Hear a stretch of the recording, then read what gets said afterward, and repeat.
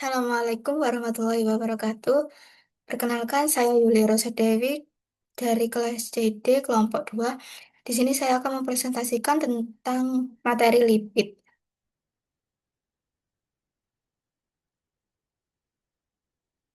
Untuk yang pertama ada definisi lipid.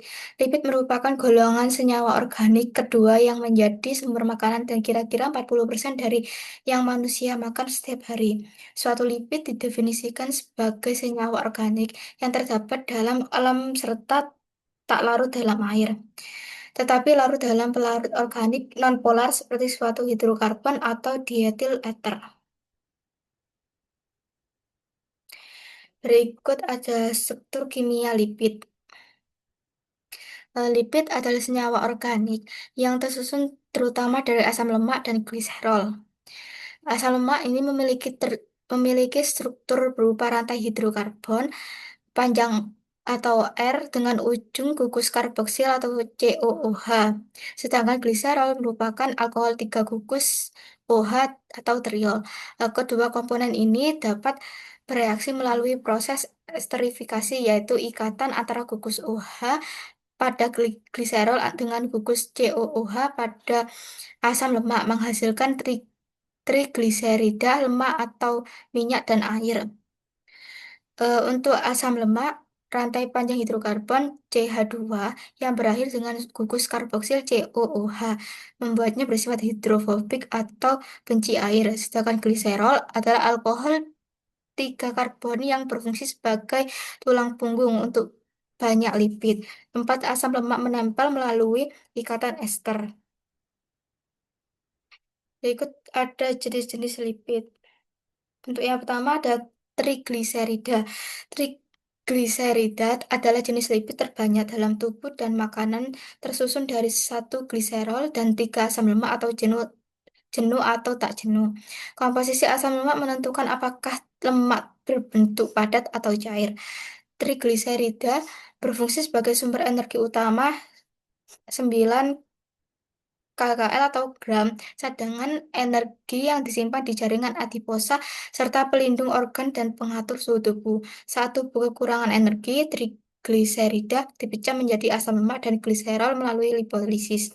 Kadar trigliserida yang terlalu tinggi berisiko meningkatkan penyakit kardiovaskular. Contohnya terdapat pada minyak nabati, lemak hewani, mentega, margarin, dan makanan berlemak lainnya. Untuk yang kedua ada fosfolipid. Fosfolipid adalah lipid amfifatik dengan kepala hidrofilik dan dua ekor hidrofobik. Strukturnya terdiri dari gliserol yang berikatan dengan dua asam lemak dan satu gugus fosfat. Sifat dua kutub ini memungkinkan fosfolipid membentuk bilayer yang menjadi dasar membran sel. Lapisan ganda tersebut bersifat fleksibel dan semi permeabel sehingga menjaga kelenturan, kestabilan, serta mengatur keluar masuknya zat pada sel. Kemudian ada sterol. Sterol adalah kelompok lipid yang memiliki struktur kimia berupa cincin karbon berjumlah 4 atau struktur struktur steroid. Sehingga berbeda dengan trigliserida dan fosfolipid yang tersusun dari rantai panjang asam lemak. Jenis sterol yang paling dikenal adalah kolesterol. Berikut ada jenis-jenis uji lipid yang telah kami ambil dari jurnal. Untuk yang pertama ada uji ketidakjenuhan. Definisi uji ketidakjenuhan pada lipid adalah metode untuk mengetahui ada atau tidaknya ikatan rangkap C rangkap C. C rangkap 2C pada asam lemak. Lipid yang mengandung ikatan rangkap akan bereaksi dengan reaksi seperti larutan brom atau larutan KMNO4 yang ditandai dengan hilangnya warna bereaksi. Semakin cepat warna menghilang, semakin tinggi tingkat ketidakjenuhan lipid tersebut. Uji ketidakjenuhan dengan cara memasukkan 4 mili kloroform dan 4 tetes iod ke dalam tabung reaksi, kemudian dikocok menggunakan korteks hingga berbentuk warna merah muda. Itu untuk larutan A. Kemudian memasukkan 1 mili minyak kelapa, 1 sendok margarin, dan 1 mili ether dan 1 mili air sabun ke dalam masing-masing tabung reaksi. Kemudian tiap tabung reaksi ditambahkan larutan A dan dikocok menggunakan kortek lalu diamati. Kemudian ada hasil uji yang telah kami ambil dari jurnal hasil uji ketidakjenuhan. Percobaan ini dilakukan untuk menentukan ketidakjenuhan suatu lemak. Minyak mengandung triasil gliserol dengan 80-85% asam lemak jenuh. Pada hasil percobaan, minyak kelapa memberikan hasil positif mengandung asam lemak jenuh yang ditandai dengan hilangnya warna merah muda, sedangkan margarin memiliki kandungan asam lemak tidak jenuh karena warna margarin tetap berwarna kuning. Kemudian ada uji acrolein. Uji acrolein adalah metode untuk mendeteksi keberadaan gliserol dalam lipid. Pada pemanasan lipid dengan reaksi seperti kalium bisulfat atau KHSO4, gliserol akan terdehidrasi menghasilkan acrolein. Acrolein senyawa berbau menyengat seperti gosong atau asam. Munculnya bau acrolein menandakan bahwa lipid tersebut mengandung gliserida. Untuk uji acrolein dengan cara langkah kerja pertama yaitu memasukkan ke dalam masing-masing tabung reaksi 2 mili gliserol, minyak kelapa, dan minyak malinda. Ke dalam tiap-tiap tabung tersebut ditambahkan 1 gram KHSO4 yang telah digerus terlebih dahulu. Kemudian setelah itu aduk hingga merata lalu dipanaskan di atas api mula-mula api kecil, selanjutnya dengan api besar. Lalu diperhatikan bau acrolein yang terbentuk dan berupa asap putih dan bandingkan bau acrolein dengan bau SO2 yang terbentuk dari karbohidrat. Berikut hasil uji dari uji acrolein, yaitu sampel yang digunakan dalam praktikum ini adalah gliserol, minyak kelapa yang sudah dipakai, minyak malinda, KHSO4 atau solid. Setelah menambahkan KHSO4, pada gambar di atas menunjukkan bahwa gliserol berwarna bening, minyak kelapa berwarna kuning, kecoklatan, dan minyak malinda berwarna kuning. Minyak goreng dari kelapa yang dibuat dengan cara tradisional dapat mengalami ketengian.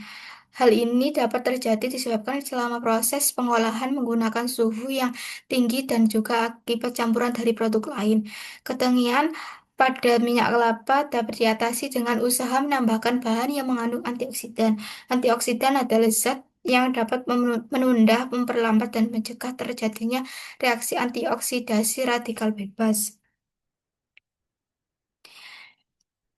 Setelah sampel dipanaskan, gliserol mengeluarkan bau lain dan berubah warna menjadi bening kekuningan. Minyak kelapa mengeluarkan bau tengi dan berubah warna menjadi coklat pekat, dan minyak malinda mengeluarkan bau tengi dan berubah menjadi warna kecoklatan. Berikut hasil ujinya untuk gliserol. eh, Sebelum direaksikan berwarna bening, setelah direaksikan berwarna bening kekuningan. Sedangkan minyak kelapa yang awalnya coklat menjadi coklat pekat dan minyak malinda dari awalnya kuning menjadi kecoklatan. Kemudian ada uji steroid dan terpenoid dengan metode uji Lieberman Burkhardt. Uji Lieberman ini adalah metode screening fitokimia untuk mengidentifikasikan steroid dan terpenoid atau termasuk triterpenoid dalam ekstrak tanaman menggunakan reaksi asam asetat, anhidrat, dan asam sulfat pekat. Steroid positif jika menghasilkan warna hijau atau biru sampai hijau, sementara terpenoid terutama triterpenoid positif jika menghasilkan warna merah ungu atau merah jingga. Berikut hasil uji steroid dan terpeno dilakukan dengan metode Lieberman. Pengujian dilakukan dengan cara memipet masing-masing sebanyak 2 mili sampel ke dalam plat tetes. Ke dalam sampel kemudian ditambahkan 3 tetes HCl pekat dan 1 tetes H2SO4 pekat. Jika terbentuk larutan berwarna hijau, maka positif mengandung steroid. Sedangkan jika terbentuk warna merah atau ungu, maka positif mengandung terpenoid. Uji steroid dan terpenoid dilakukan dengan metode Lieberman ini adalah suatu reagen yang terdiri atas campuran HCl pekat dengan H2SO4. H2SO4 pekat. Hasil positif dari uji ini adalah timbulnya warna merah jingga untuk triterpenoid dan biru untuk steroid. Hasil yang diperoleh dari uji steroid ini pada ekstrak sabut kelapa muda ini adalah berwarna merah. Hal ini berarti sampel positif mengandung terpenoid dan negatif terhadap steroid. Sekian presentasi dari saya. Terima kasih. Kurang lebihnya mohon maaf. Wassalamualaikum warahmatullahi wabarakatuh.